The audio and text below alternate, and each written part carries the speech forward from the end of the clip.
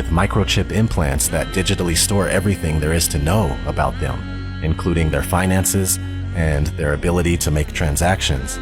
That's why I tend to think that the microchip might be the mark of the beast. It says no one can buy or sell unless they have the mark. People all over the world are doing experimental microchipping. Not to mention what's happening now with ID 2020. We're also moving towards a cashless society with every day that passes. This pandemic is carrying multiple agendas forward. The push for centralized control of information, which is censorship and narrative control. The cashless agenda forming out of the economic crash taking place right now, and the fear of passing germs through the use of physical money. Martial law quarantines, mandatory vaccination, and digital identification via microchipping. This situation is the biggest show of force and seizure of power that anyone alive today has ever seen in their lifetime. This is very serious. Life is not going back to normal ever again.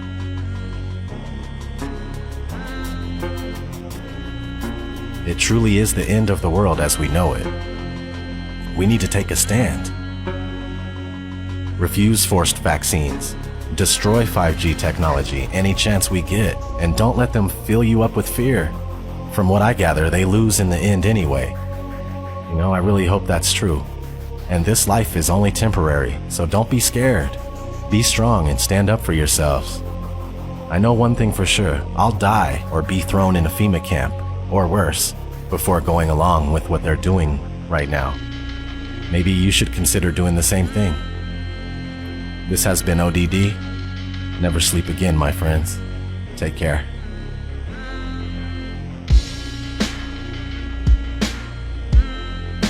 So this is where the microchip implant story begins.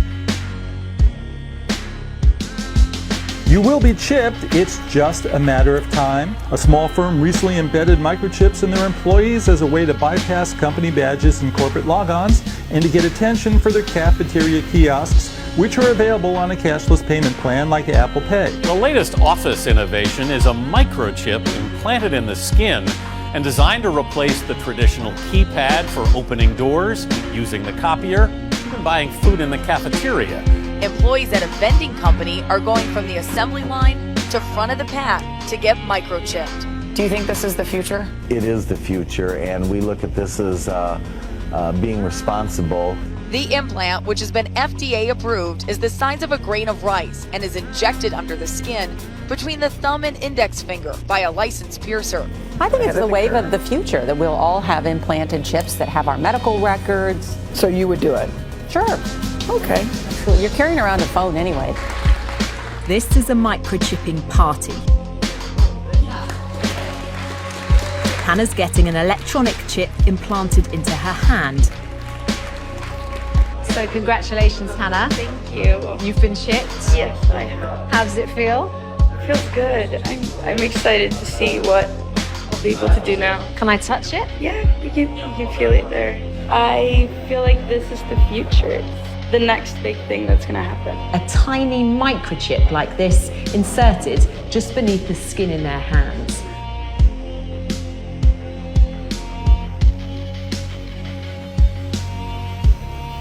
This technology will, one day, change the way we live.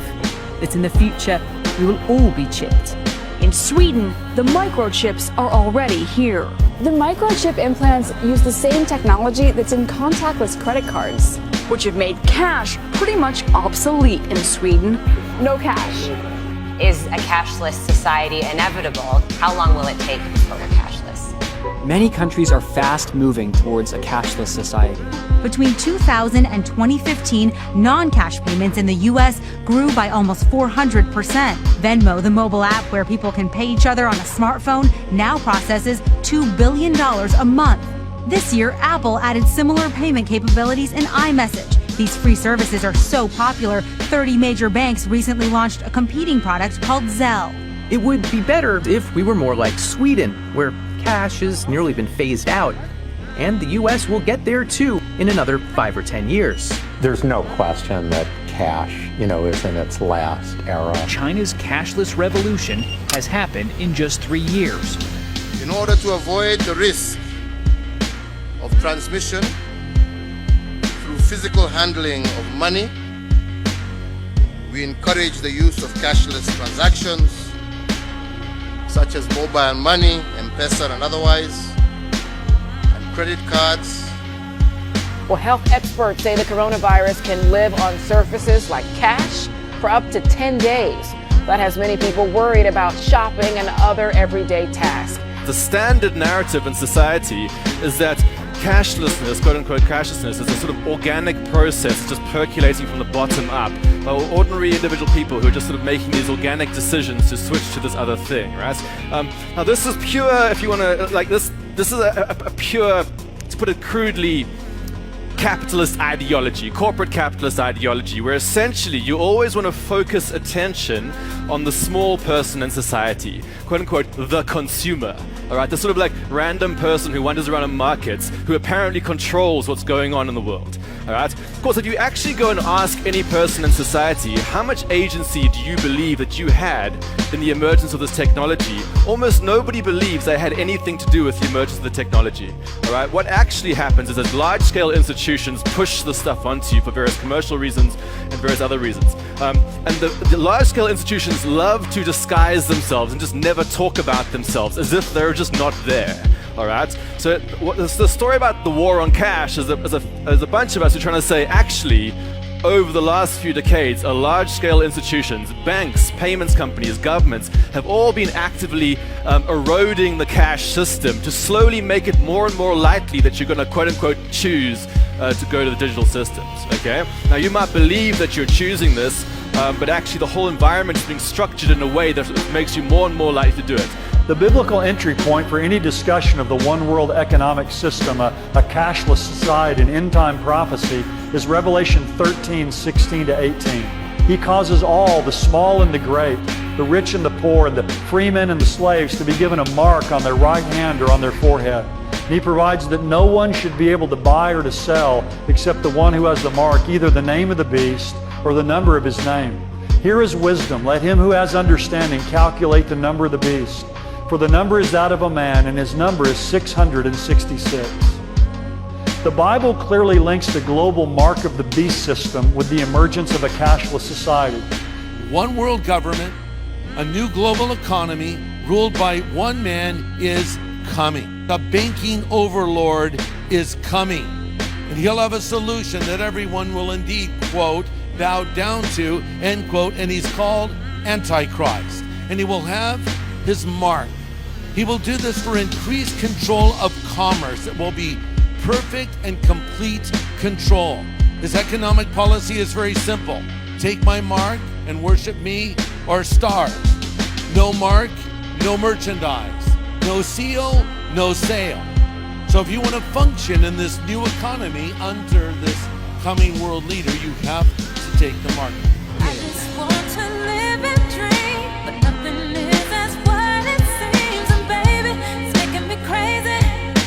I just want to fight and scream. There's nothing left for me to say. Feel sure to defeat the day. I know that I can control it, so it doesn't have to be this way.